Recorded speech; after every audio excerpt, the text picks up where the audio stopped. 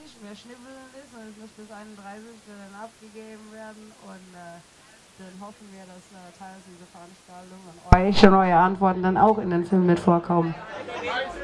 Könnt ihr gucken bei youtube.com lifeinaday, gell? Okay, die erste Frage. Was fürchtest du am meisten in deinem Leben, gerade jetzt? Ja, ja. Augenblick. Gewitter.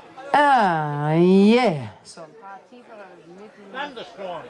Was liebst du? Yeah. Oh, yeah. Was hast du in deinen Hosentaschen?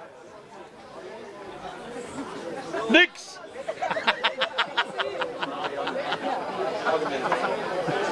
That's all? That's all. Thank you very much. Ha! Renee!